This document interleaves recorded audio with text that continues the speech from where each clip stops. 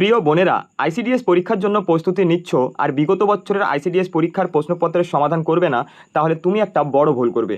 কারণ তুমি যদি বিগত বছরের আইসিডিএস পরীক্ষার প্রশ্নপত্রের সমাধান করো, তার ফলে কি হবে, তুমি ভালোভাবে বুঝতে পারবে সিলেবাসের কোন কোন টপিকের ওপর বেশি জোর দিতে হবে, কোথা থেকে বেশি প্রশ্ন এক্সামিনাররা দিচ্ছে, এই সমস্ত যে একটা ধারণা সেটা তোমার ক্লিয়ার হয়ে যাবে। এর ফলে তোমার প্রস্তুতিটা আরও শক্তিশালী হয়ে উঠবে। তাই আমি তোমাদের জন্য নিয়ে এসেছি জলপাইগুড়ি জেলার অঙ্গনওয়াড়ি কর্মী পদের প্রশ্নপত্র নিয়ে, যেটা 2023 সালে এক্সামটা হয়েছিল। তাহলে চলো আর দেরি না করে ক্লাসটি শুরু করা যাক। প্রথম প্রশ্নে কি বলছে দেখো, বলছে টাইফয়েড রোগের ফলে শরীরের কোন অঙ্গের ক্ষতি হয়। অপশনে কি বলছে, মস্তিষ্ক, অন্ত্র, ফুসফুস আর যকৃৎ। তো আমার উত্তর দেওয়ার আগে তোমরা নিজেরা অবশ্যই অ্যান্সার করবে এবং ভিডিওর শেষে অবশ্যই তোমাদের স্কোর জানাবে। তাহলে এই প্রশ্নের সঠিক উত্তরটা হয়ে যাবে অপশন বি, অন্ত্র। অন্ত্রে আলসার হয়ে যায় যদি এই টাইফয়েড রোগটা হয়। এবার আমাদের এখান থেকে আরও কিছু তথ্য জানতে হবে, যেমন এই টাইফয়েড, তোমাকে যদি প্রশ্নে বলে যে এই টাইফয়েড কি ঘটিত রোগ, অর্থাৎ ভাইরাসজনিত রোগ নাকি ব্যাকটেরিয়াজনিত রোগ নাকি ছত্রাকজনিত রোগ, তখন তুমি অ্যান্সার করে আসবে এই টাইফয়েড হচ্ছে একটি ব্যাকটেরিয়া ঘটিত রোগ। ঠিক আছে, এটা ভালোভাবে মনে রাখবে, ব্যাকটেরিয়া ঘটিত রোগ। আর কি মনে রাখবে, তোমাকে যদি প্রশ্নে বলে যে এই টাইফয়েড রোগের জীবাণুর নাম কি, তখন অ্যান্সার কি করবে, এই টাইফয়েড রোগের জীবাণুর নাম হচ্ছে সালমোনেল্লা টাইফি। ঠিক আছে, সালমোনেল্লা, আমি লিখে দিচ্ছি, সালমোনেল্লা টাইফি। তো এটা ভালোভাবে মনে রাখবে, বোঝা গেল। আর কি মনে রাখবে এখান থেকে, এই যে টাইফয়েড রোগ, মনে করো কোনো একজন ব্যক্তির টাইফয়েড রোগ হয়েছে কি হয়নি সেটা জানার জন্য কোন টেস্টটা করা হয়, অর্থাৎ কোন পরীক্ষা করা হয়, তোমাকে এটাও জিজ্ঞেস করতে পারে প্রশ্নে। তখন অ্যান্সারটা হয়ে যাবে ওয়াইডাল টেস্ট। ঠিক আছে, যেটা ওয়াইডাল টেস্ট, এই টেস্টের মাধ্যমে এই কারোর টাইফয়েড হয়েছে কি হয়নি এটা জানা যায়। বোঝা গেল।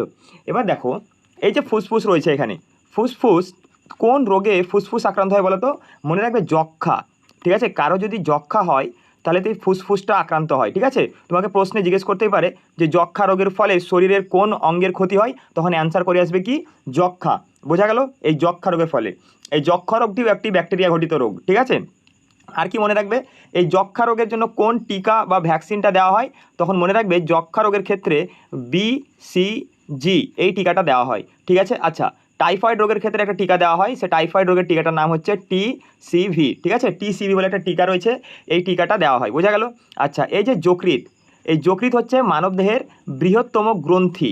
ঠিক আছে, বৃহত্তম গ্রন্থি, তো এটা ভালোভাবে মনে রাখবে, বৃহত্তম গ্রন্থি। কিন্তু যদি প্রশ্নে বলে যে বৃহত্তম অঙ্গ মানবদেহের, তখন অ্যান্সার হবে ত্বক। আবার এক্সামিনাররা তোমাকে একটু কষ্ট করার জন্য কি বলবে বলো তো, বলবে যে মানবদেহের বৃহত্তম অভ্যন্তরীণ অঙ্গ কোনটি, বৃহত্তম অভ্যন্তরীণ অঙ্গ, তখন অ্যান্সার করে আসবে যকৃৎ। যখনই বলবে বৃহত্তম অভ্যন্তরীণ অঙ্গ, তখন অ্যান্সার হয়ে যাবে যকৃৎ। কিন্তু যদি বলে যে মানবদেহের বৃহত্তম অঙ্গ, জাস্ট এটুকু বলে দেয় যে বৃহত্তম অঙ্গ, তখন অ্যান্সার করে আসবে কি, তখন অ্যান্সার করে আসবে ত্বক। আশা করি বোঝা গেল। আচ্ছা, এই যকৃৎ থেকে আরও একটা প্রশ্ন উঠে আসে, তোমাকে প্রশ্নে বলবে যকৃৎ থেকে কোন রস নিঃসৃত হয় বা ক্ষরিত হয়, তখন এটা ভালোভাবে মনে রাখবে যে যকৃৎ থেকে পিত্তরস নিঃসৃত হয়। ঠিক আছে, পিত্তরস, এটা মনে রাখবে, পিত্তরস নিঃসৃত হয় বা ক্ষরিত হয়, যেটা বলবা তোমরা, নিঃসৃত হয়। বোঝা গেল। তাহলে এই যে তথ্যগুলো তোমাদের বললাম, এগুলো ভালোভাবে তোমরা মনে রাখবে। আচ্ছা, আরেকটা প্রশ্ন, মস্তিষ্ক। একটা প্রশ্ন হয় যে মেনিনজাইটিস বলে। ঠিক আছে, এটা কোথাকার রোগ, তো মনে রাখবে এটা মস্তিষ্কের রোগ। ঠিক আছে, চলো। আর হ্যাঁ, ফুসফুস, এই ফুসফুসের আবরণীকে কি বলা হয় বলো তো, ফুসফুসের আবরণীকে বলা হয় প্লুরা। বোঝা গেল, ফুসফুসের ওপর যেটা আবরণ থাকে সেই আবরণটাকে বলা হয় প্লুরা। ঠিক আছে, চলো। 2 নম্বর প্রশ্নে কি বলছে, বলছে এশিয়ান গেমসে প্রথম স্বর্ণপদক জয়ী ভারতীয় মহিলার নাম কি। অপশন বলছে PT ঊষা, কমলজিৎ সান্ধু, কর্ণম মালেশ্বরী নাকি সাইনা নেহওয়াল। তাহলে এই প্রশ্নের সঠিক উত্তরটা হয়ে যাবে অপশন বি, কমলজিৎ সান্ধু। বোঝা গেল, এশিয়ান গেমসে, এখানে তো এশিয়ান গেমস বলেছে, তাহলে চলো আমরা এশিয়ান গেমস সম্বন্ধে কিছু তথ্য জানি। এই যে এশিয়ান গেমস, এটা প্রথম কত সালে আয়োজিত হয়েছিল বলো তো, তখন মনে রাখবা এটা প্রথম আয়োজিত হয়েছিল 1951 সালে। এবার প্রথম যে আয়োজনটা হয়েছিল এটা কোন দেশে আয়োজন হয়েছিল, তো মনে রাখবে এটা আমাদেরই ভারতে আয়োজন হয়েছিল প্রথমবার। ঠিক আছে, 1951 সালে নিউ দিল্লিতে। ঠিক আছে, গুরুত্বপূর্ণ এগুলো। ঠিক আছে, নিউ দিল্লিতে, এটা মনে রাখবা। আচ্ছা, আর কি মনে রাখবা এখান থেকে, হ্যাঁ, এই কর্ণম মালেশ্বরী, এই যে কর্ণম মালেশ্বরী, তোমাকে প্রশ্নে বলবে যে অলিম্পিক গেমসে, ঠিক আছে, অলিম্পিক গেমসে প্রথম ভারতীয় মহিলা যিনি পদক জয়ী। ঠিক আছে, অলিম্পিক গেমসে প্রথম ভারতীয় মহিলা পদক জয়ী, মনে রাখবে এই কর্ণম মালেশ্বরী। ঠিক আছে, তিনি ব্রোঞ্জ পেয়েছিলেন। কত সালে বলো তো 2000 সালে, ঠিক আছে 2000 সালে। এবার এই যে কর্ণ মালেশ্বরী ইনি কোন খেলার সঙ্গে যুক্ত ছিল, মনে রাখবা ভারোত্তোলনের সঙ্গে, ঠিক আছে। আর এই কমলজিৎ সান্ধু ইনি অ্যাথলেটিক্স খেলার সঙ্গে যুক্ত ছিল। সাইনা নেহওয়াল ব্যাডমিন্টন খেলার সঙ্গে যুক্ত। পিটি ঊষা কোন খেলার সাথে যুক্ত, তোমরা আমাকে একটু কমেন্টে জানাবে, ঠিক আছে। পিটি ঊষাকে আবার বলা হয় পায়োলি এক্সপ্রেস বলা হয়, ঠিক আছে, পায়োলি এক্সপ্রেসও বলা হয়। আচ্ছা, এই যে এশিয়ান গেমস, ঠিক আছে, এই এশিয়ান গেমস বছরে কত বছর পর অনুষ্ঠিত হয় বলো তো, কত বছর পর, অর্থাৎ কত বছর অন্তর, তো মনে রাখবা 4 বছর অন্তর এটা অনুষ্ঠিত হয়, ঠিক আছে, 4 বছর অন্তর, 4 বছর অন্তর। বোঝা গেল? তাহলে চলো আমরা পরের প্রশ্নে যাই। দেখো 3 নম্বর প্রশ্নে বলছে এনভায়রনমেন্টাল ডিগ্রেশন এর বাংলা প্রতিশব্দ লেখো, তাই বলছে। তো কি বলছে, পরিবেশগত উন্নয়ন, পরিবেশগত সংরক্ষণ, নাকি পরিবেশগত অবনতি, নাকি পরিবেশগত ভারসাম্য। তাহলে এই প্রশ্নের সঠিক উত্তর কী হবে, এই প্রশ্নের সঠিক উত্তরটা হয়ে যাবে অপশন সি, পরিবেশগত অবনতি, ঠিক আছে, অবনতি। ডিগ্রেশন বলেছে, ডিগ্রেশন মানে কি, অবনতি। এনভায়রনমেন্টাল মানে কি, পরিবেশ, ঠিক আছে, পরিবেশগত যেটা বলতে পারি আমরা। তাহলে এবার আমি যদি তোমাদের বলি যে বিশ্ব পরিবেশ দিবস, ঠিক আছে, বিশ্ব পরিবেশ দিবস কোন দিন পালন হয়, তখন মনে রাখবা 5ই জুন, ঠিক আছে, 5 জুন হচ্ছে বিশ্ব পরিবেশ দিবস, ঠিক আছে। আর এখান থেকে আরেকটা তোমরা মনে রাখবে, সেটা হচ্ছে যে কি মনে রাখবে, হ্যাঁ, এই যে এনভায়রনমেন্টাল প্রোটেকশন অ্যাক্ট, ঠিক আছে, এটা কত সালে পাস হয় ভারতে, ঠিক আছে, এনভায়রনমেন্টাল প্রোটেকশন অ্যাক্ট এটা ভারতে প্রণীত হয়েছিল 1986 সালে, ঠিক আছে, এই সালটা মনে রাখবে, ঠিক আছে, এনভায়রনমেন্টাল প্রোটেকশন অ্যাক্ট, ঠিক আছে, এটা 1986 সালে এই অ্যাক্টটা পাস হয়েছিল, এটা ভালোভাবে মনে রাখবে তোমরা। বোঝা গেল? আর একটা আন্দোলন মনে রাখবে, এই আন্দোলনটা খুবই গুরুত্বপূর্ণ, পরীক্ষায় খুব দেয়, চিপকো আন্দোলন। তোমাকে বলবে পরীক্ষায় চিপকো আন্দোলন কিসের সঙ্গে জড়িত, ঠিক আছে, চিপকো আন্দোলন। তো মনে রাখবে এটা বন সংরক্ষণ, ঠিক আছে, বন সংরক্ষণের সঙ্গে জড়িত। চিপকো আন্দোলন বন সংরক্ষণের সঙ্গে জড়িত, এই চিপকো আন্দোলনটা খুবই গুরুত্বপূর্ণ। এর নেতা ছিলেন সুন্দরলাল বহুগুণা, ঠিক আছে, সুন্দরলাল, এই আন্দোলনের নেতা ছিলেন সুন্দরলাল বহুগুণা, এটা মনে রাখবে নেতাটা, এটা খুবই গুরুত্বপূর্ণ প্রশ্ন, সুন্দরলাল বহুগুণা, ঠিক আছে, এটা মনে রাখবা। আচ্ছা, আর আর কিছু ইংরেজি প্রতিশব্দ মনে রাখবে যেগুলো গুরুত্বপূর্ণ, যেমন বায়োডাইভার্সিটি, বায়োডাইভার্সিটি মানে জীববৈচিত্র্য, ঠিক আছে, গ্লোবাল ওয়ার্মিং এর বাংলা কী বলতো, বিশ্ব উষ্ণায়ন, ঠিক আছে, এগুলো মনে রাখবে। চলো তাহলে পরের প্রশ্নে যাই আমরা। 4 নম্বর প্রশ্নে বলছে নেগেটিভ কনসিকুয়েন্সের বাংলা প্রতিশব্দ লেখো, নেগেটিভ কনসিকুয়েন্সের বাংলা প্রতিশব্দ। তো দেখো ইতিবাচক, ইতিবাচক তো হবেই না, কারণ এখানে নেগেটিভ আছে, তোমরা এটা কেটে দেবো, তাই তো, নেগেটিভ নেতিবাচক আছে, এটা হতে পারে। শুভ ফল কী করে হতে পারে, নেগেটিভ আছে তো, তাহলে কাটবো। তোমরা যদি ইংলিশ নাও জানো তো একটু কমন সেন্স লাগিয়ে অ্যান্সার বেরিয়ে আসবে, তাই তো। এখানে বলছেন নেগেটিভ আছে, এখানে অনুকূল বলছে, অনুকূল তো হবে না, থাকলে পরে প্রতিকূল থাকলে পরে এটা ভেবে দেখতাম আমরা, কিন্তু অনুকূল আছে এটাও হবে না, তাহলে পড়ে রইলো কি, নেতিবাচক পরিণতি, তাহলে এটাই তো আমাদের সঠিক অ্যান্সার হয়ে যাচ্ছে, তাই না। বোঝা গেল? তাহলে এভাবেই আমরা অপশন এলিমিনেট করে করে দিতে পারবো, অ্যান্সার বার করে দিতে পারবো, তাই তো। কনসিকুয়েন্স মানে কি, কনসিকুয়েন্স হচ্ছে পরিণতি, ঠিক আছে। আর নেগেটিভ মানে তোমরা নেগেটিভ মানে কি, নেতিবাচক, তাই তো। চলো 5 নম্বর প্রশ্নে কি বলছে, এনমরটি এর বাংলা প্রতিশব্দ কি, তাই বলছে। তাহলে এর বাংলা প্রতিশব্দ কী হবে, ক্ষুদ্রতা, বিশালতা, সরলতা, নাকি সাধারণতা। তাহলে কি হবে এর মানেটা আমরা সবাই জানি কি হবে, বিশালতা, তোমার এনমরটি, ঠিক আছে, হিউজ, ভাস্ট, ঠিক আছে, এগুলো কি বিশালতা। ক্ষুদ্রতা যখন দেখবে টিনি, ঠিক আছে, টিনি যদি থাকতো তাহলে কি করতাম আমরা, ক্ষুদ্র, তাই তো, টিনি থাকলে ক্ষুদ্র করতাম। ম্যাসিভ, এগুলোর মানে কি, বিশাল। চলো পরের প্রশ্নে যাই। 6 নম্বর প্রশ্নে বলছে ক্রিকেট স্টেডিয়াম ইডেন গার্ডেন কত সালে প্রতিষ্ঠিত হয়, 1854 সালে, 1864 সালে, নাকি 1874 সালে, নাকি 1884 সালে। তাহলে এই প্রশ্নের সঠিক উত্তর কী করবো আমরা, এই প্রশ্নের সঠিক উত্তরটা হয়ে যাবে আমাদের 1864 সালে, ইডেন গার্ডেন, যেটা কলকাতাতে রয়েছে, তাই তো। এটা ক্রিকেট খেলার একটা মাঠ, তো 1864 সালে, ঠিক আছে। এবার তোমাকে আরেকটা প্রশ্ন আসে পরীক্ষায় যে মক্কা, ভারতের মক্কা বলা হয় কোন স্টেডিয়ামকে, ঠিক আছে, ভারতের ক্রিকেটের মক্কা, ঠিক আছে। তো মনে রাখবা এই ইডেন গার্ডেনকে, ঠিক আছে, ক্রিকেটের মক্কা বলা হয় ভারতের, ঠিক আছে, ক্রিকেটের মক্কা বলা হয়, এটা মনে রাখবা, ঠিক আছে, এটা এক্সামে দিয়েছিল। আচ্ছা আচ্ছা, এবার যখন ক্রিকেট থেকে দিয়েছে, তাহলে আমি যদি তোমাকে এখন জিজ্ঞেস করি যে বিসিসিআই, হ্যাঁ, বিসিসিআই এর সদর দপ্তর কোথায় বলো তো, বিসিসিআই এর সদর দপ্তর হচ্ছে মুম্বাই, ঠিক আছে, বিসিসিআই এর সদর দপ্তর মুম্বাই। আর আইসিসি, যেটা ইন্টারন্যাশনাল ক্রিকেট কাউন্সিল, আইসিসি, এটাও ক্রিকেটের একটা বোর্ড, ঠিক আছে, এটা আন্তর্জাতিক স্তরের, আর এটা হচ্ছে আমাদের ভারতের ক্রিকেট বোর্ড, ঠিক আছে। তো এই আইসিসির সদর দপ্তর কোথায় বলো তো, এই আইসিসির সদর দপ্তর হয়ে যাবে দুবাই, ঠিক আছে। তো এগুলো মনে রাখবে। চলো 7 নম্বর প্রশ্ন বলছে 1857 সালের মহাবিদ্রোহের সময় ভারতের গভর্নর জেনারেল কে ছিলেন। আচ্ছা, ভারতের গভর্নর জেনারেল কি বলছে, Lord Dalhousie, Lord Canning, Lord Ripon, নাকি লর্ড কার্জন। তাহলে এই প্রশ্নের সঠিক অ্যান্সার কী করবো আমরা, এই প্রশ্নের সঠিক অ্যান্সার হয়ে যাবে লর্ড ক্যানিং, ঠিক আছে, এই লর্ড ক্যানিং ছিলেন তখন ভারতের ভাইসরয়।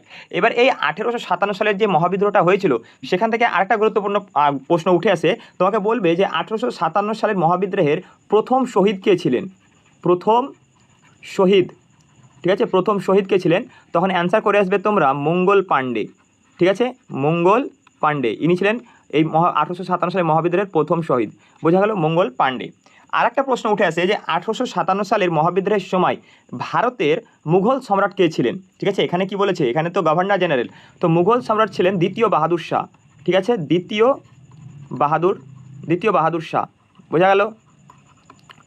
আর কি মনে রাখবে তোমরা, আর মনে রাখবে এই যে লর্ড ডালহৌসি, ঠিক আছে, লর্ড ডালহৌসি একটা তোমাকে প্রশ্ন তোমরা দেখতে পাবে যে তোমাকে জিজ্ঞেস করবে যে ডক্টরিন, ঠিক আছে, ডক্টরিন অফ ল্যাবস, ঠিক আছে, ডক্টরিন অফ ল্যাবস, এটার বাংলা কেউ আমাকে জানলে বলো তো, ডক্টরিন অফ ল্যাবস, ঠিক আছে, এর যে প্রবর্তক কে, তখন মনে রাখবে ডক্টরিন অফ ল্যাবস এর প্রবর্তক হচ্ছে লর্ড ডালহৌসি, এটা খুবই গুরুত্বপূর্ণ, ঠিক আছে। আর এই লর্ড ডালহৌসির আমলেই, ঠিক আছে, আমাদের ভারতবর্ষে কী হয়েছিল, রেলপথ নির্মিত হয়েছিল, রেল চলাচল নির্মাণ হয়েছিল, সেজন্য কী বলা হয়, ভারতের রেলপথের জনক বলা হয়, এই লর্ড ডালহৌসিকে ভারতের রেলপথের জনক বলা হয়, বোঝা গেল। আচ্ছা, আর এই যে লর্ড ক্যানিং, তোমাকে যদি পরীক্ষায় জিজ্ঞেস করা হয় যে ভারতের প্রথম ভাইসরয় কে ছিলেন, ভারতের প্রথম ভাইসরয়, তখন মনে রাখবে এই লর্ড ক্যানিং ছিলেন ভারতের প্রথম ভাইসরয়। আচ্ছা, এই লর্ড রিপন, তোমাকে যদি এক্সামে জিজ্ঞেস করা হয় যে ভারতের স্বায়ত্ত শাসনের জনক কে, স্বায়ত্ত শাসনের জনক, ঠিক আছে, স্বায়ত্ত শাসনের জনক, তখন অ্যান্সার করে আসবে এই লর্ড রিপনকে বলা হয় ভারতের স্বায়ত্ত শাসনের জনক, বোঝা গেল। আচ্ছা, এই লর্ড কার্জন কী করেছিল বলো তো, বঙ্গভঙ্গ করেছিল, এই লর্ড কার্জনের আমলেই বঙ্গভঙ্গ হয়েছিল। তো তোমাকে যদি এক্সামে জিজ্ঞেস করে যে বঙ্গভঙ্গ কোন গভর্নর জেনারেল আমলে হয়েছিল, তো মনে রাখবা লর্ড কার্জনের আমলে হয়েছিল, কত সালে বলো তো, 1905 সালে হয়েছিল বঙ্গভঙ্গ, তাই তো, আশা করি তোমরা এগুলো সবাই জানো, তাও আমি বলছি যাতে তোমাদের রিভিশন হয়ে যায়। তো 1905 সালে বঙ্গভঙ্গ হয়েছিল এই লর্ড কার্জনের আমলে, বোঝা গেল। তাহলে চলো আমরা পরের প্রশ্নে যাই। 8 নম্বর প্রশ্ন এটা, হ্যাঁ 8 নম্বর প্রশ্ন, 8 নম্বর প্রশ্ন, হ্যাঁ 8 নম্বর প্রশ্ন। 8 নম্বর প্রশ্নে বলছে লাল শাকে কোন উপাদান বর্তমান, আয়োডিন, প্রোটিন, ভিটামিন, ক্যালসিয়াম। তাহলে এই প্রশ্নের সঠিক উত্তর কী করবো আমরা, এই প্রশ্নের সঠিক উত্তরটা আমাদের হয়ে যাবে, দেখো ক্যালসিয়াম, কেউ আবার লাল বলে আয়রন করিও না, আয়রন তো অপশানে নেই না, আচ্ছা আয়রন করে দিও না, তো এর সঠিক উত্তর হয়ে যাবে ক্যালসিয়াম, ঠিক আছে। এই লাল শাকে ক্যালসিয়াম থাকে একটু বেশি পরিমাণে, অবশ্য আয়রন এবং ভিটামিন এও থাকে, কিন্তু সবচেয়ে বেশি পরিমাণে ক্যালসিয়াম থাকে, ঠিক আছে, তো এখানে ক্যালসিয়ামটা আমাদের অ্যান্সার হয়ে যাবে। আচ্ছা, এবার যদি আমি তোমাদের জিজ্ঞেস করি যে ক্যালসিয়ামের অভাবে মানবদেহে কোন রোগ হয় বলো তো অনেকে আবার রিকেট করে দিও না, ঠিক আছে, মনে রাখবে অস্টিওপরোসিস, ঠিক আছে, অস্টিওপরোসিস হয়ে থাকে, বোঝা গেল। আর এই যে ক্যালসিয়াম, এটা কি হয়, মানুষের হাড় ও দাঁত মজবুত করে, ঠিক আছে, হাড় ও দাঁত মজবুত করে, বোঝা গেল, হাড় ও দাঁত মজবুত করে। কিন্তু ক্যালসিয়ামের অভাবে যে রোগটা হয় অস্টিওপরোসিস, এটা ভালোভাবে মনে রাখবে, ঠিক আছে। আচ্ছা, এই আয়োডিনের অভাবে কী রোগ হয়, আমি অনেকবার বলেছি গলগণ্ড, তাই তো, গলগণ্ড রোগ হয়, এটা মনে রাখবা, গলগণ্ড বা যেটাকে বলছে গয়টার রোগ বলছে যেটাকে, বোঝা গেল। প্রোটিনের অভাবে কোন রোগ হয়, বহুবার বলেছি কর, তাই তো। আর ভিটামিন, এটা কোথায় পাওয়া যায় বলো তো, এটা বিটে পাওয়া যায়, ঠিক আছে, বিট যেটাকে কি বলছে, বিটই তো বলে নাকি ওটা, সেই সবজিটা, ফল, হ্যাঁ সবজিটা, বিটরুট, ঠিক আছে, এই ভিটামিনটা বিটরুটে পাওয়া যায়, বোঝা গেল। আচ্ছা, তাহলে চলো পরের প্রশ্নে যাই আমরা। দেখো 9 নম্বর প্রশ্নে বলছে খোসা ছাড়ানো সবজি ধোয়ার ফলে কোন ভিটামিনের উপস্থিতি কমে যায়, ঠিক আছে, কোন ভিটামিনের উপস্থিতি কমে যায়। অপশান বলছে ভিটামিন এ ও ডি, ভিটামিন বি ও সি, ভিটামিন ডি ও ই, নাকি ভিটামিন এ ও কে। তাহলে মনে রাখবে যে ভিটামিন বি এবং সি, ঠিক আছে, এই ভিটামিন বি ও সি কমে যায় যদি সবজি থেকে খোসা ছাড়ানো যায়, বোঝা গেল। তাহলে এই ভিটামিনের মাত্রাটা কমে যায়, এটা ভালোভাবে মনে রাখবে। আর কি মনে রাখবে এই ভিটামিন বি ও সি এরা কি বলতো, জলে দ্রবণীয়, ঠিক আছে, জলে দ্রবণীয়। ভিটামিনকে দ্রব্যতা অনুসারে 2 ভাগে ভাগ করা যায়, তাই তো, জলে দ্রবণীয় আর কি ফ্যাটে দ্রবণীয়। তাহলে জলে দ্রবণীয় হচ্ছে বি ও সি, আর ফ্যাটে দ্রবণীয় এ ডি ই, আর কি রয়েছে কে, এ ডি ই কে, ঠিক আছে। এই যে 4টে দেখছো এরা হচ্ছে ফ্যাটে দ্রবণীয়, ঠিক আছে, এরা ফ্যাটে দ্রবণীয়, বোঝা গেল, এরা ফ্যাটে দ্রবণীয় মনে রাখবে, ঠিক আছে। ভিটামিনকে দ্রব্যতা অনুসারে 2 ভাগে ভাগ করা যায়, বি ও সি জলে দ্রবণীয়, এ ডি ই কে এরা হচ্ছে ফ্যাটে দ্রবণীয়।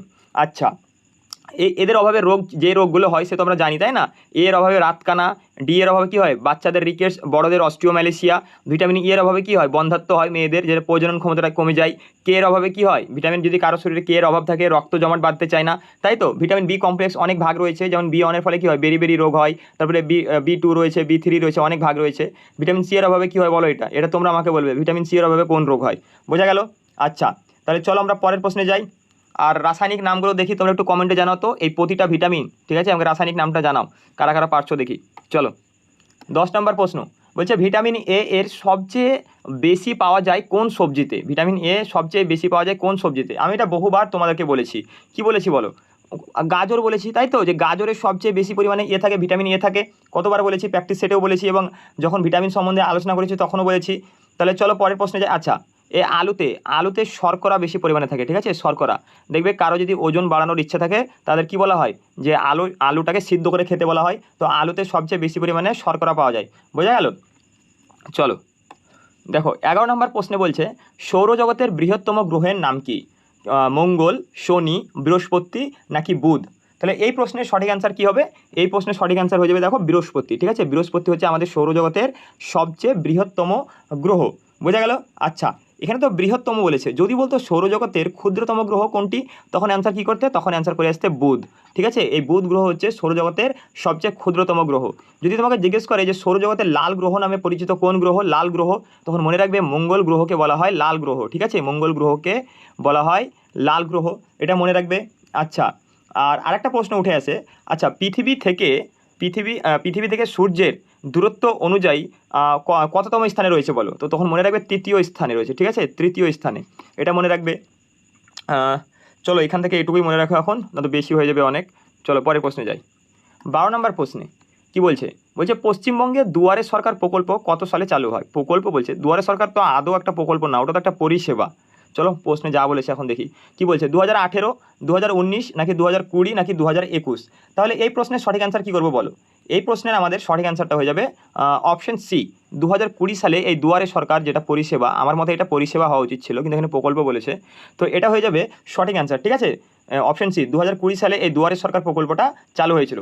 আচ্ছা, আর এখান থেকে কি মনে রাখবা তোমরা, আর একটা তোমরা মনে রাখবা খুবই গুরুত্বপূর্ণ প্রশ্ন, সেটা হচ্ছে কন্যাশ্রী, ঠিক আছে, এটা খুবই বিখ্যাত, এটা কন্যাশ্রী এই যে প্রকল্প, এটা ভারতে কত সালে চালু হয়েছিল বলো তো? মানে ভারতে কেন বলছি, পশ্চিমবঙ্গে, পশ্চিমবঙ্গে কত সালে চালু হয়েছিল বলো তো? তখন মনে রাখবে যে এটা 2013 সালে শুরু হয়েছিল। এটা তো সবাই জানো, কিন্তু এখান থেকে আরেকটা যেটা গুরুত্বপূর্ণ প্রশ্ন সবচেয়ে তোমাকে জিজ্ঞেস করা হবে, এই যে কন্যাশ্রী প্রকল্প, ঠিক আছে, এই কন্যাশ্রী প্রকল্প একটা আন্তর্জাতিক পুরস্কার পেয়েছিল, সেই পুরস্কারটার নাম হচ্ছে ইউএন, ঠিক আছে, ইউএন পাবলিক সার্ভিস অ্যাওয়ার্ড, ঠিক আছে, সার্ভিস অ্যাওয়ার্ড, এটা মনে রাখবে। এবার তোমাকে জিজ্ঞেস করবে যে কন্যাশ্রী প্রকল্প যে ইউএন পাবলিক সার্ভিস অ্যাওয়ার্ডটা পেয়েছিল সেটা কত সালে পেয়েছিল, এটাই হচ্ছে মেন প্রশ্ন, কত সালে? তো মনে রাখবা 2017 সালে, ঠিক আছে, 2017 সালে এই UN public service award Kanyashree প্রকল্প পেয়েছিল 2017 সালে, এটা খুবই গুরুত্বপূর্ণ, ঠিক আছে, ভালোভাবে মনে রাখবা। চলো 13 নম্বর প্রশ্নে বলছে আইসিসি ক্রিকেট বিশ্বকাপ 2019 কোন দেশে অনুষ্ঠিত হয়েছিল? ভারত, অস্ট্রেলিয়া, ইংল্যান্ড, নিউজিল্যান্ড, আর তো অপশন নেই না, ঠিক আছে। তাহলে এই চারটে অপশনের মধ্যে অ্যান্সার কী করবো আমরা? 2019 সালে যে ক্রিকেট বিশ্বকাপটা হয়েছিল সেটা মনে রাখবা ইংল্যান্ডে, এখন আর মনে রাখার প্রয়োজন নেই, তখনকার অ্যান্সার অনুযায়ী ইংল্যান্ডে অনুষ্ঠিত হয়েছিল। তো তোমরা বুঝতে পারছো যে ক্রিকেট থেকে অর্থাৎ খেলাধুলা এগুলো কারেন্ট অ্যাফেয়ার্সের প্রশ্ন এসেছিলো, ঠিক আছে। তো কারেন্ট অ্যাফেয়ার্স খুব সহজেই আসবে, চিন্তার কোনো কারণ নেই, ঠিক আছে। তো তখন ইংল্যান্ড কী হয়েছিল, জিতে গেছিলো, আর রানার আপ হয়েছিল নিউজিল্যান্ড। এবার 2023 সালে যেটা হয়েছিল ওডিআই বিশ্বকাপ, সেটা কোথায়, কোন দেশে হয়েছিল? ভারতে হয়েছিল, তাই তো। আর আইসিসি সদর দপ্তর তোমাদের বললাম। আচ্ছা, 2026 তো হয়নি, 2023 হয়েছে, আচ্ছা এখনও হয়নি, তাহলে 2027 ওয়ার্ল্ড কাপটা হবে, ঠিক আছে, 2027 সালে যে ওয়ার্ল্ড কাপটা হবে এটা কোন দেশে আয়োজন হবে একটু তোমরা কমেন্টে জানাও দেখি, 2027 সালের ওয়ার্ল্ড কাপটা কোন দেশে হবে, না পারলে আমি বলে দেবো, ঠিক আছে। তো এটা জেনে রাখবে তোমরা, 2027 সালে যে ক্রিকেট ওয়ার্ল্ড কাপটা হবে এটা কোন দেশে অনুষ্ঠিত হবে, ঠিক আছে। 2023 সালে যেটা হয়েছিল সেটা তো আমাদের ভারতে হলো। তো আইসিসি ক্রিকেট যে বিশ্বকাপ এটা কত বছর অন্তর অনুষ্ঠিত হয় বলো তো? মনে রাখবে এটা 4 বছর অন্তর অনুষ্ঠিত হয়, ঠিক আছে, 4 বছর অন্তর। চলো পরের প্রশ্নে যাই। দেখো 14 নম্বর প্রশ্নে বলছে প্রথম এভারেস্ট জয়ী ভারতীয় মহিলার নাম কি? বাচেন্দ্রী পাল, আচ্ছা এখানে স্পেলিং মিস্টেক হয়ে গেছে একটু, সন্তোষ যাদব, অরুণিমা সিনহা আর প্রেমলতা আগারওয়াল। তাহলে এই প্রশ্নের সঠিক অ্যান্সার কী করবো আমরা বলো?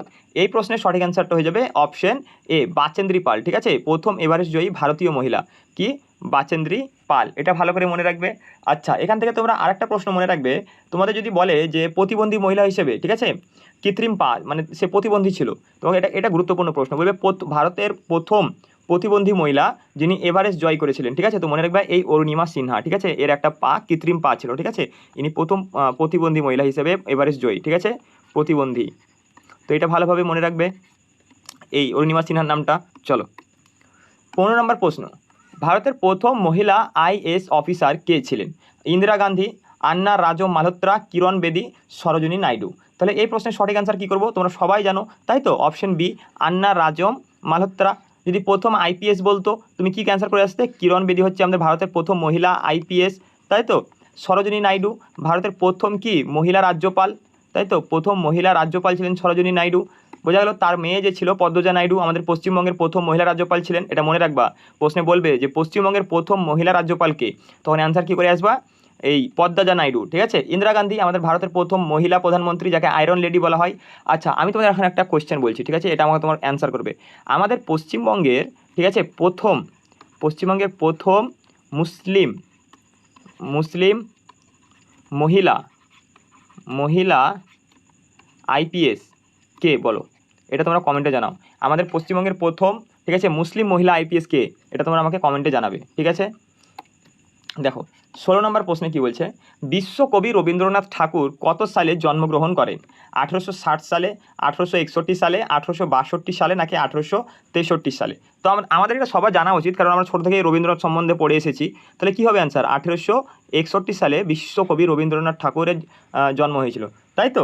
আচ্ছা, 7ই মে, 1861 সালের 7ই মে জোড়াসাঁকোর ঠাকুর বাড়ি, আমরা ছোটো থেকে বহুবার পড়ে এসেছি। বোঝা গেল?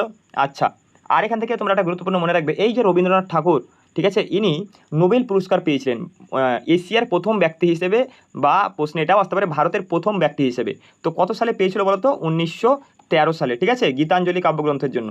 তো এটাও প্রশ্নে আসবে যে রবীন্দ্রনাথ ঠাকুর যে নোবেল পুরস্কারটা পেয়েছিলেন কোন ক্ষেত্রে পেয়েছিলেন? তো মনে রাখবা সাহিত্যে পেয়েছিলেন। আর আমাদের ভারতে যেটা জাতীয় সঙ্গীতের রচয়িতাকে, তখনই অ্যান্সার হয়ে যাবে রবীন্দ্রনাথ ঠাকুর। ঠিক আছে, আমাদের ভারতের জাতীয় সঙ্গীতের, শুধু ভারতের বলে নয়, বাংলাদেশেরও জাতীয় সঙ্গীতের রচয়িতা হচ্ছে এই রবীন্দ্রনাথ ঠাকুর। বোঝা গেল? আচ্ছা, তাহলে চলো। আচ্ছা, রবীন্দ্রনাথ ঠাকুরের জন্মস্থান যদি জিজ্ঞেস করে, অ্যান্সার করে আসবা কলকাতার জোড়াসাঁকো। ঠিক আছে, সেখানে তার জন্মস্থান। 17 নম্বর প্রশ্ন, ভিটামিন শব্দটি প্রথম কে প্রচলন করেন? Louis Pasteur, Casimir Funk, Edward Jenner, Robert Koch. তাহলে এই প্রশ্নের সঠিক অ্যান্সার কী করবো? এই প্রশ্নের সঠিক অ্যান্সার করবো ক্যাসিমির ফ্রাঙ্ক। এটাও আমি তোমাদের সঙ্গে বহুবার আলোচনা করেছি, ক্যাসিমির ফ্রাঙ্ক। বোঝা গেল? আচ্ছা, আর এখান থেকে তোমরা কি মনে রাখবে? এখান থেকে মনে রাখবে এই যে এডওয়ার্ড জেনার, তোমাকে যদি প্রশ্নে বলে যে টিকাকরণের জনককে, টিকাকরণের জনক, ঠিক আছে, টিকাকরণের জনক, তখন অ্যান্সার করে আসবে এই এডওয়ার্ড জেনারকেই টিকাকরণের জনক বলা হয়। বোঝা গেল? আর এই যে লুই পাস্তুর, তোমাকে যদি প্রশ্নে বলে যে জলাতঙ্ক রোগের টিকা কে আবিষ্কার করেছিলেন? জলাতঙ্ক, ঠিক আছে, রোগের টিকা, তো মনে রাখবে এই লুই পাস্তুর জলাতঙ্ক রোগের টিকাটা আবিষ্কার করেছিলেন। তাহলে এই যে এডওয়ার্ড জেনার, যাকে টিকাকরণের জনক বলা হয়, তিনি কোন রোগের টিকাটা আবিষ্কার করেছিল বলো তো? তখন মনে রাখবা তিনি গুটি বসন্তে, যেটা স্মল পক্স বলছে, ঠিক আছে, গুটি বসন্তের টিকা আবিষ্কার করেছিলেন। গুটি বসন্তের, ঠিক আছে, গুটি বসন্তের টিকা বা স্মল পক্সের টিকা আবিষ্কার করেছিল। বোঝা গেল? আচ্ছা, এবার আরেকটা প্রশ্ন উঠে আসবে, এই যে রবার্ট কখ, ঠিক আছে, ইনি কি আবিষ্কার করেছিল বলো তো? ইনি আবিষ্কার করেছিল যক্ষা রোগের জীবাণু। যক্ষা রোগের জীবাণু আবিষ্কার করেছিলেন রবার্ট কখ। তো আমি তোমাদের যতগুলো তথ্য বলছি সব আসন্ন আইসিডিএস পরীক্ষার জন্য গুরুত্বপূর্ণ। শুধু আইসিডিএস বলে না, তুমি যে কোনো পশ্চিমবঙ্গের কম্পিটিটিভ এক্সাম দেবে, সব পরীক্ষার জন্য গুরুত্বপূর্ণ। এবার এই যে যক্ষা রোগ, এই যক্ষা রোগের ফলে কোন টিকা দেওয়া হয়? বিসিজি টিকা দেওয়া হয়। কতবার বলেছি তোমাদের? আচ্ছা, তো তোমরা আমাকে বলো কমেন্টে যক্ষা রোগের জীবাণুর নাম কি? আমি তোমাদেরকে অলরেডি বলে দিয়েছি, ঠিক আছে। আর এইমাত্র আগে কি বললাম? যক্ষা রোগের ফলে মানবদের কোন অঙ্গ ক্ষতি হয়? ফুসফুস ক্ষতি হয়, ঠিক আছে, ফুসফুস। বোঝা গেল? চলো 18 নম্বর প্রশ্ন বলছে, মানব শরীরের কোন অঙ্গটি যক্ষা রোগে আক্রান্ত হয়? দেখো এই মাত্রই আলোচনা করলাম, দিয়ে দিয়েছে অপশন বি, ফুসফুস, তাই তো। বি হয়ে যাবে সঠিক অ্যান্সার, অপশন বি, ফুসফুস। তাহলে বোঝা গেল? তাহলে চলো পরের অপশনে যাই। দেখো 19 নম্বর প্রশ্ন বলছে, জাতিসংঘ শিশু অধিকার সনদ কত সালে গৃহীত হয়? ঠিক আছে, জাতিসংঘ শিশু অধিকার সনদ কত সালে গৃহীত হয়? তাহলে অপশান কি বলছে? 1987, 1988, 1989, 1990। তাহলে এই প্রশ্নের সঠিক অ্যান্সারটা হয়ে যাবে 1989 সালে। হ্যাঁ, এটা গুরুত্বপূর্ণ প্রশ্ন তোমাদের জন্য, যারা যারা আইসিডিএস এক্সাম দেবে। তো সবগুলোই তো আইসিডিএস পরীক্ষার্থীদের জন্য, তো এটা খুবই গুরুত্বপূর্ণ। ঠিক আছে, শিশু অধিকার যেহেতু হচ্ছে শিশু রিলেটেড আছে, তো এটা আমাদের গুরুত্বপূর্ণ প্রশ্ন। ঠিক আছে, আচ্ছা, আর এখান থেকে কি মনে রাখবে, তোমাকে যদি আমি বলি যে বিশ্ব শিশু দিবস, বিশ্ব শিশু দিবস, তাহলে অ্যান্সার কী করবো বলো? বিশ্ব শিশু দিবস যদি হয় তখন অ্যান্সারটা হয়ে যাবে 20 নভেম্বর। ঠিক আছে, 20 নভেম্বর, বোঝা গেল? আর কি মনে রাখবে এখান থেকে? আরেকটা মনে রাখবে তোমরা, এটা তো আচ্ছা, ইউনিসেফ। ঠিক আছে, ইউনিসেফের সদর দপ্তরটা মনে রাখবে নিউ ইয়র্কে, যুক্তরাষ্ট্রের। ঠিক আছে, ইউনিসেফের প্রতিষ্ঠা হয় 1946 সালে, এগুলো মনে রাখবে। ইউনিসেফের full form United Nations children's funds. লিখে দিই একটু, তাহলে ভালো হবে। ইউনিসেফ। ঠিক আছে, এটা স্থাপিত হয় 1946 সালে। ঠিক আছে, এর সদর দপ্তর হচ্ছে নিউ ইয়র্ক। তো এগুলো মনে রাখবা, এগুলো এক্সামে দেয়। ঠিক আছে, নিউ ইয়র্ক, এবং এর ফুল ফর্ম হচ্ছে ইউনাইটেড নেশনস চিলড্রেন্স ফান্ড। চলো 20 নাম্বার বলছে ভারতে ওমেন হেল্পলাইন চালু হয় কত সালে? খুবই গুরুত্বপূর্ণ প্রশ্ন। 2016 সালে, 2017 সালে, 2018 সালে, নাকি 2019 সালে? তো এই যে ওমেন হেল্পলাইন, এটা কত সালে চালু হয়েছিল? 2016 সালে। ঠিক আছে, এগুলো লিখে রাখবে। ঠিক আছে, সম্পূর্ণ একটা খাতা তৈরি করবে, যেখানে লিখবে PYQ বা মিক্সড কোয়েশ্চেন লিখে রাখবে, এই প্রশ্নগুলো লিখে রাখবে। ঠিক আছে, ডেইলি রিভিশন দেবে। তাহলে এই যে ওমেন হেল্পলাইন, এটা তো 2016 সালে চালু হয়। তো তাহলে তোমাকে প্রশ্নে জিজ্ঞেস করতেই পারে যে মহিলাদের যে জাতীয় হেল্পলাইন, ঠিক আছে, এটা লিখে দিই, প্রশ্নে আসতেই পারে, মহিলাদের জাতীয় হেল্পলাইন কত বলো তো? নাম্বারটা, হেল্পলাইন নাম্বারটা কত বলো তো? মনে রাখবে 181। ঠিক আছে, 181। আর আরেকটা হয় জাতীয় জরুরি পরিষেবা, এর নাম্বারটা কত? তো 112। অ্যাম্বুলেন্স পরিষেবা, এটা জানতে হবে তোমাদের এগুলো। ঠিক আছে, এগুলো তোমাদের অবশ্যই জানতে হবে, যেহেতু আইসিডিএস এক্সাম দেবে। অ্যাম্বুলেন্স পরিষেবা, ঠিক আছে, অ্যাম্বুলেন্স পরিষেবার জন্য কোন নাম্বার ডায়াল করা হয়? পারবা তোমরা কেউ? পারলে অ্যান্সার করো, বলো কত? 108, তাই তো, 108, বোঝা গেল? আরেকটা জেনে রাখবে, এটাও খুবই গুরুত্বপূর্ণ, সেটা হচ্ছে শিশু সহায়তা নাম্বার। ঠিক আছে, বাচ্চাদের জন্য শিশু সহায়তা নাম্বার। তো কত বলো তো শিশু সহায়তা নাম্বার? মনে রাখবা 1098। ঠিক আছে, শিশু সহায়তা নাম্বার হচ্ছে 1098, বোঝা গেল? তাহলে চলো আমরা পরের প্রশ্নে যাই। তো এইগুলো লিখে রাখো। ঠিক আছে, একটু তোমাদের যদি বাই চান্স যদি এক্সামে দিয়ে দেয়, বুঝতে পারছো, তো লিখে রাখবে একটু। বলছে দেখো 21 নম্বর প্রশ্নে বলছে NPAG এর ফুল ফর্ম কী, তাই বলছে। তো এর ফুল ফর্মটা কী হবে? National programme for adolescent girls, নাকি nutrition programme for adolescent girls, নাকি nutrition project for adolescent growth, নাকি nutrition project for adolescent growth? তো প্রজেক্ট তো হবে না। ঠিক আছে, প্রজেক্ট হবে না, প্রোগ্রাম হবে। এবার ন্যাশনাল হবে না, নিউট্রিশন হবে। তাহলে আমাদের অপশন বি হয়ে যাবে সঠিক অ্যান্সার, বোঝা গেল? তো তোমরা আমাকে কমেন্টে জানাও দেখি যে SAG এর ফুল ফর্মটা কী। এটা খুবই গুরুত্বপূর্ণ, না পারলে আমি কমেন্টে লিখে দেবো। ঠিক আছে, চলো 22 ATM এর ফুল ফর্ম কী, তাই বলছে। আশা করি তোমরা এটা সবাই অ্যান্সার করতে পারবে, তো আমি এটা আর করে দিচ্ছি না। এটা আমি তোমাদের কাছে জানতে চাই ফুল ফর্মটা কী হবে। ঠিক আছে, এটা তো আমরা সচরাচর ব্যবহার করেই থাকি। তো এর সঠিক উত্তরটা তোমরা অবশ্যই আমাকে কমেন্টে জানাবে, বোঝা গেল? আচ্ছা, তাহলে চলো আমরা পরের প্রশ্নে যাই। 23 নম্বর প্রশ্নে বলছে গ্লোবালাইজেশনের বাংলা প্রতিশব্দ লেখো। গ্লোবালাইজেশন, বিশ্বায়ন, শিল্পায়ন, নগরায়ন, নাকি আধুনিক কি বলছে, আধুনিকায়ন। ঠিক আছে, তাহলে এই প্রশ্নের সঠিক অ্যান্সার কী করবো বলো? এর যে বাংলা প্রতিশব্দটা হবে গ্লোবালাইজেশনস, তাহলে কী হবে? বিশ্বায়ন হয়ে যাবে সঠিক অ্যান্সার, বিশ্বায়ন। ঠিক আছে, এটা ভালোভাবে মনে রাখবে। আর আরেকটা তোমরা মনে রাখবে যে ভারতের এর একটা তোমাদের মনে পড়লো আমার, এটা তোমাদের একটা প্রশ্ন হবে যে ভারতের নতুন অর্থনৈতিক নীতি চালু হয় কত সালে? এটা খুবই গুরুত্বপূর্ণ প্রশ্ন। ঠিক আছে, অর্থনীতির প্রশ্নটা আমার মনে পড়ে গেল, এই শিল্পায়নটা দেখে মনে পড়ে গেল। ভারতের, ঠিক আছে, নতুন এটা লিখে রাখো তোমরা। ঠিক আছে, নতুন অর্থনৈতিক নীতি চালু হয় কত সালে? অর্থনৈতিক নীতি চালু হয় কত সালে? তো মনে রাখবা এটা চালু হয়েছিল 1991 সালে। এটা ভেরি ইম্পর্টেন্ট। ঠিক আছে, এই সালটা তোমাকে জিজ্ঞেস করা হবে যে ভারতের নতুন অর্থনৈতিক নীতি কত সালে চালু হয়। তো এটা ভালোভাবে মনে রাখবা 1991 সালে। ঠিক আছে, চলো দেখো 24 নম্বর প্রশ্নে কী বলছে, প্রিয়রিটির বাংলা প্রতিশব্দ লেখো। এটা তো আমরা সবাই সচরাচর ব্যবহার করি। কী হবে? প্রয়োজন, অধিকার, নাকি অগ্রাধিকার, নাকি কর্তব্য? কী হবে? অগ্রাধিকার, তাই তো, আমরা সবাই ব্যবহার করি এই শব্দটা। চলো 25 নম্বর, কোন বিশেষ মাটি পশ্চিমবঙ্গের রাঢ় অঞ্চলে পাওয়া যায়? কোন বিশেষ মাটি রাঢ় অঞ্চলে? তো রাঢ় অঞ্চলে কোন মাটি পাওয়া যাবে বলো? লাল মাটি, পলি মাটি, নাকি কৃষ্ণ মাটি, নাকি ল্যাটেরাইট মাটি? তো মনে রাখবা রাঢ় অঞ্চলে এই ল্যাটেরাইট মাটিটা পাওয়া যায়, ঠিক আছে। আর এই ল্যাটেরাইট মাটি কফি চাষের জন্য বিখ্যাত, অর্থাৎ কফি চাষ বেশি ভালো হয়, ঠিক আছে। তোমাকে প্রশ্নে বলবে যে কফি চাষ কোন মাটিতে বেশি হয়, তো মনে রাখবা এই ল্যাটেরাইট মাটিতে। আরেকটা প্রশ্ন আসে যেটা বলবে তোমায় যে আমাদের ভারতে সবচেয়ে বেশি কোন মৃত্তিকা দেখা যায়? আমাদের ভারতে সবচেয়ে বেশি কোন মৃত্তিকা দেখা যায়? এই পলি মৃত্তিকা বা পলি মাটি, বোঝা গেল। আর এই যে কৃষ্ণ মাটি বা মৃত্তিকা, এটা মানে মৃত্তিকা টপিকের সবচেয়ে গুরুত্বপূর্ণ প্রশ্ন, ঠিক আছে। এক্সামিনাররা বারবার এটাই জিজ্ঞেস করে যে এই কৃষ্ণ মাটি বা এটাকে বলা হয় কালো মাটি, ঠিক আছে, এই মাটিতে কোন ফসল সবচেয়ে ভালো চাষ হয়, ঠিক আছে, মানে কোন ফসল চাষের জন্য বিখ্যাত? তো মনে রাখবে তুলা চাষের জন্য বিখ্যাত, ঠিক আছে। এই কৃষ্ণ মাটি তুলা চাষের জন্য ভীষণ পরিমাণে বিখ্যাত, এটা ভালোভাবে মনে রাখবে, ঠিক আছে। আর একটা তোমাদের যদি বলা হয় মৃত্তিকা দিবস, ঠিক আছে, মাটি দিবস বা মৃত্তিকা দিবস, এটা কোন দিন পালন হয় বলো তো? মনে রাখবে 5 ডিসেম্বর, ঠিক আছে, 5 ডিসেম্বর হচ্ছে মৃত্তিকা দিবস, তো এটা মনে রাখবে। চলো পরের প্রশ্নে যাই। আচ্ছা, এখান থেকে একটা প্রশ্ন বলাই হলো না, এখানে তো কী বলেছে রাঢ় অঞ্চলে। যদি তোমায় বলতো যে গাঙ্গীয় সমভূমির প্রধান মাটি, তখন অ্যান্সার করে আসতে পলি মাটি, ঠিক আছে। এটাও প্রশ্নে আসে যে গাঙ্গীয় সমভূমির প্রধান মাটি পলি মাটি। চলো 26 নম্বর, বলছে আয়তনের দিক থেকে ভারতের বৃহত্তম রাজ্য কোনটি? আয়তনের দিক থেকে ভারতের বৃহত্তম রাজ্য মধ্যপ্রদেশ, মহারাষ্ট্র, রাজস্থান, নাকি উত্তরপ্রদেশ? তাহলে আয়তনের দিক থেকে কোন রাজ্য হবে? অবশ্যই রাজস্থান হবে, তাই তো। রাজস্থান হচ্ছে আয়তনের দিক থেকে ভারতের বৃহত্তম রাজ্য। তাহলে আয়তনের দিক থেকে ভারতের ক্ষুদ্রতম রাজ্য কী হয়ে যাবে? গোয়া, তাই তো, গোয়া হয়ে যাবে সবচেয়ে। আচ্ছা, আর জনসংখ্যার দিক থেকে ভারতের বৃহত্তম রাজ্য কী হয়ে যাবে? উত্তরপ্রদেশ, জনসংখ্যার দিক থেকে, জনসংখ্যার দিক থেকে, বোঝা গেল। আচ্ছা, আর কি মনে রাখবে তোমরা এখান থেকে? রাজস্থানের রাজধানী কোথায় বলো তো? জয়পুর। এই জয়পুরকে কি বলা হয়? পিঙ্ক সিটি বা গোলাপি শহর, বোঝা গেল। আচ্ছা, এই যে মধ্যপ্রদেশ, কোথায় গেল মধ্যপ্রদেশ? এই তো মধ্যপ্রদেশ। এই মধ্যপ্রদেশ কী হলো? তোমার যদি প্রশ্নে জিজ্ঞেস করা হয় যে ভারতের হৃদয় বলা হয় কোন রাজ্যকে, তখন অ্যান্সার করবে মধ্যপ্রদেশকে, ঠিক আছে, মাঝখানে অবস্থিত সেই জন্য ভারতের হৃদয়, ঠিক আছে, ভারতের হৃদয় বলা হয় এই মধ্যপ্রদেশ রাজ্যকে, বোঝা গেল।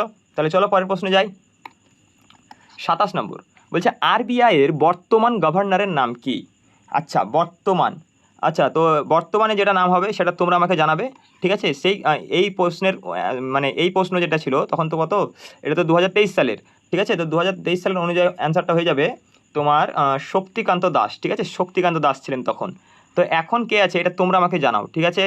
না পারলে আমি জানিয়ে দেবো, সমস্যা নেই, কিন্তু তোমরা আমাকে এটা জানাবে, ঠিক আছে। বর্তমান, এবার আরবিআই, এই আরবিআই সম্বন্ধে আমাদের কিছু তথ্য জানতে হবে, কারণ এই আরবিআই থেকে খুব প্রশ্ন আসে।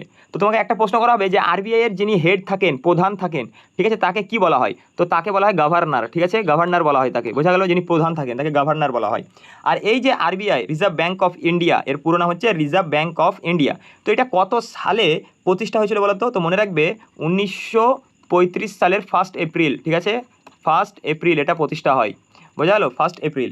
এর সদর দপ্তর কোথায় বলো তো? আরবিআই এর সদর দপ্তর হচ্ছে মুম্বাই, বর্তমানে মুম্বাই এর সদর দপ্তর, ঠিক আছে। এবার এর প্রতিষ্ঠা হয় 1935 সালের 1 এপ্রিল, কিন্তু এর জাতীয়করণটা কবে হয়েছিল? জাতীয়করণটা তখন মনে রাখবে 1949 সালে, ঠিক আছে। এই দুটো সাল মনে রাখবে। আরবিআই প্রতিষ্ঠাতা হয়েছিল 1935 সালে, কিন্তু জাতীয়করণটা হয়েছিল 1949 সালে, এটা মনে রাখবে ভালো করে, ঠিক আছে। আরেকটা মনে রাখবে, এই আরবিআই এর প্রথম ভারতীয় গভর্নর কে ছিলেন? প্রথম ভারতীয় গভর্নর, প্রথম, কারণ দেখো প্রথম ভারতীয় গভর্নর কেন বলছি, কারণ আরবিআই এর যিনি প্রথম গভর্নর ছিলেন তিনি কিন্তু একদম, যিনি প্রথম ছিলেন তিনি কিন্তু ভারতীয় ছিলেন না, সেজন্য প্রশ্নটা এভাবে দেবে তোমায় যে আরবিআই এর প্রথম ভারতীয় গভর্নর, তখন মনে রাখবে ছিলেন সিডি দেশমুখ, ঠিক আছে, সিডি দেশমুখ। তো এগুলো লিখে রাখবে, আমি বারবার বলছি লিখে রাখবে, কারণ যেগুলো সবচেয়ে গুরুত্বপূর্ণ আমি সেগুলোই এখানে লিখছি, ঠিক আছে। তো আরবিআই এর প্রধান যিনি ছিলেন, প্রথম ভারতীয় প্রধান, তিনি ছিলেন সিডি দেশমুখ, ঠিক আছে। আর যিনি একদম যদি প্রথম বলে যে প্রথম কে ছিলেন, তখন মনে রাখবে ওসবর্ন স্মিথ ছিলেন, ঠিক আছে। ওসবর্ন স্মিথ বলে একজন ব্যক্তি, তিনি ছিলেন আরবিআই এর প্রথম গভর্নর। কিন্তু যখনই বলবে ভারতীয় প্রথম, তখন অ্যান্সার করে আসবে সিডি দেশমুখ, ঠিক আছে। চলো, আর হ্যাঁ, বর্তমানে কে আছে আমাকে জানাবে। 28 নম্বর, বলছে কত বাইটে 1 MB হয়? কত বাইটে? তো আমরা তো সবাই এখন 5G স্মার্টফোন ইউজ করছি, তাই তো, তো আমাদের এটা তো জানা উচিত, কত বাইটে হবে বলো? আমরা সবাই জানি 1024 বাইটে কি 1 MB, আর 1024 MBতে কী হয় বলো? 1024 হয়ে যায় 1 GB, তাই তো, 1024 কী হয় 1 GB, আর আর 1024 জিবিতে কী হয় বলো তো? 1024 জিবিতে হয়ে যায় 1 TB, ঠিক আছে, 1 TB। ঠিক আছে, আর আর জানতে হবে না, এতদূরই এনাফ। ঠিক আছে, বোঝা গেল? চলো তাহলে পরের প্রশ্নে যাই। আচ্ছা এটা তো চলো এখান থেকে তোমাদের কিছু আমি বলে দিই। তোমরা মনে রাখবে সবচেয়ে গুরুত্বপূর্ণ যেটা এই সিপিইউ, ঠিক আছে, এই সিপিইউ এর পুরো নাম কি তোমাদের জিজ্ঞেস করা হবে, তখন মনে রাখবে এই সিপিইউ এর পুরো নাম হয়ে যাবে সেন্ট্রাল প্রসেসিং ইউনিট। ঠিক আছে, আর একটা তোমাদের জিজ্ঞেস করা হবে RAM। তো এই যে দুটো ফুল ফর্ম তোমরা ভালো করে মনে রাখবে। ঠিক আছে, সিপিইউ বললে সেন্ট্রাল প্রসেসিং ইউনিট, আর RAM এর পুরো নাম বললে হয়ে যাবে র্যান্ডম অ্যাক্সেস মেমোরি। ঠিক আছে, আমি লিখলাম না, চলো তুমি এটা লিখে নিও। ঠিক আছে, দেখো 29 নম্বর, হাম রোগ কী তাই বলছে, অর্থাৎ মানে কী জনিত রোগ এটা বলতে চেয়েছিল। বলছে ব্যাকটেরিয়া জনিত রোগ, ভাইরাস জনিত রোগ, ছত্রাক জনিত রোগ, প্রোটোজোয়া জনিত রোগ। ঠিক আছে, আমি তোমাদের এটা অলরেডি বলেছিলাম। তাহলে অ্যান্সার কী করবো, ভাইরাস জনিত রোগ। হাম একটি কি ভাইরাস জনিত রোগ। তো এই যে হাম রোগ, এই হাম রোগে কোন টিকা দেওয়া হয়, আমি তো তোমাদের সঙ্গে এটা অলরেডি আলোচনা করেছিলাম। হাম রোগে MR টিকাটা দেওয়া হয়, বা তুমি অপশনে এটাও দেখতে পাবে MMR। ঠিক আছে, MMR বা MR। ঠিক আছে, এই টিকাটা দেখতে পাওয়া যায়। আচ্ছা পোলিও, তোমাকে যদি বলে যে পোলিও কী ধরনের রোগ, তো মনে রাখবে পোলিও হচ্ছে ভাইরাস জনিত রোগ। ঠিক আছে, পোলিও। তারপরে কলেরা তো ব্যাকটেরিয়া জনিত রোগ। ঠিক আছে, কলেরা ব্যাকটেরিয়া জনিত রোগ। আর ম্যালেরিয়া, এটা মনে রাখবে ম্যালেরিয়া। ঠিক আছে, ম্যালেরিয়া কী জনিত রোগ বলো তো, অ্যান্সার কী করবে, ম্যালেরিয়া মশাজনিত, না প্রোটোজোয়া। ঠিক আছে, প্রোটোজোয়া জনিত, এটা লিখে দিই, প্রোটোজোয়া জনিত রোগ হচ্ছে ম্যালেরিয়া। ঠিক আছে, বোঝা গেল, স্ত্রী অ্যানোফিলিস মশার কামড়ে হয়ে থাকে। ঠিক আছে, তাহলে চলো পরের প্রশ্নে যাই। 30 নম্বর প্রশ্নে কি বলছে, সৌরজগতের দূরত্ব অনুযায়ী পৃথিবীর স্থান কততম। তো এটা অলরেডি আমি তোমাদের বলেছি। ঠিক আছে, এই ভিডিওতেই প্রথমের দিকে বলেছিলাম, তো সেই জন্য আমি এই উত্তরটা বলবো না। দেখি তোমরা কত মন দিয়ে আমার ক্লাসটা করছো, তো অ্যান্সারটা অবশ্যই তোমরা জানাবে। এবার তোমাদের আমি এখান থেকে এই রিলেটেড কিছু প্রশ্ন অ্যান্সার বলে দিচ্ছি। ঠিক আছে, তোমাদের যদি কখনো প্রশ্নে জিজ্ঞেস করা হয় যে সূর্যের সবচেয়ে কাছের গ্রহ কোনটি, সূর্যের সবচেয়ে কাছের গ্রহ, তখন অ্যান্সার কী করবা, তখন অ্যান্সার করবা বুধ। ঠিক আছে, বুধ, সূর্যের সবচেয়ে কাছের গ্রহ হচ্ছে বুধ। এবার যদি আমি তোমাকে জিজ্ঞেস করি যে সৌরজগতের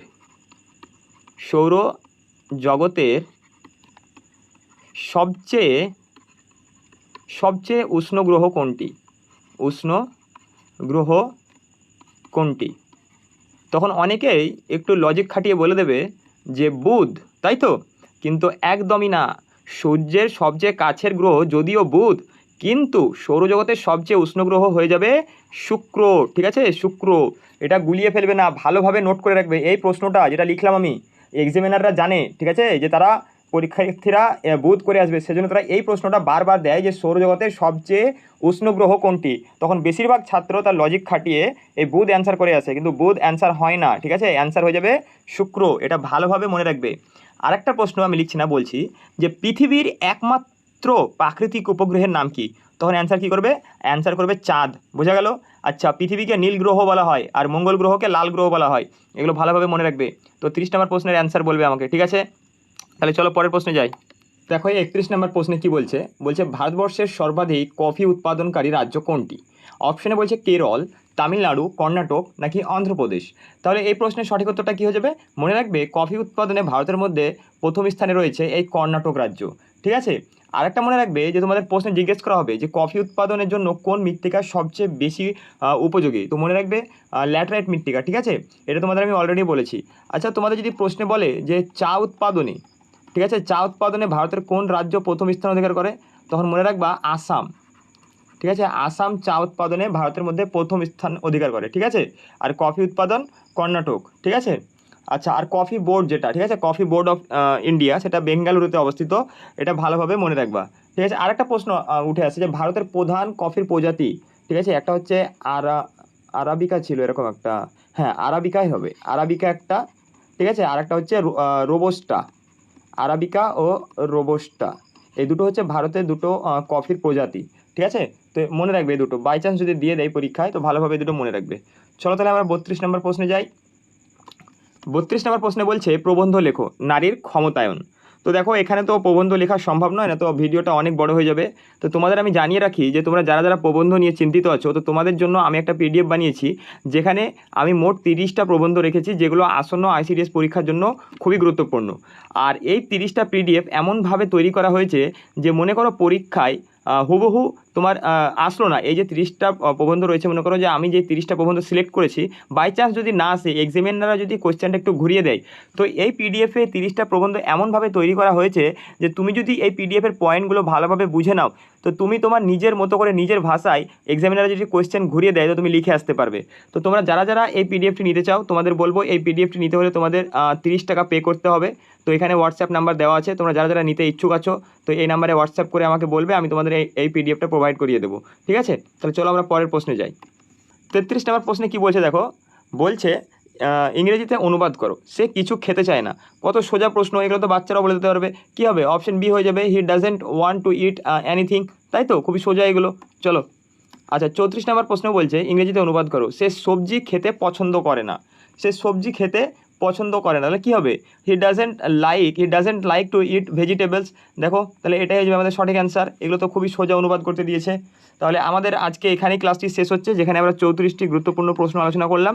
তো তোমাদের যদি ক্লাসটি ভালো লাগে এবং তোমরা যদি আরও বিগত বছরের প্রশ্নপত্রের সমাধান চাও, তো অবশ্যই ক্লাসটিতে একটি লাইক করবে, এবং যদি তোমরা নতুন হয়ে থাকো তাহলে অবশ্যই সাবস্ক্রাইব করে আমাদের সাথে থাকবে। তাহলে দেখা হচ্ছে পরের ক্লাসে।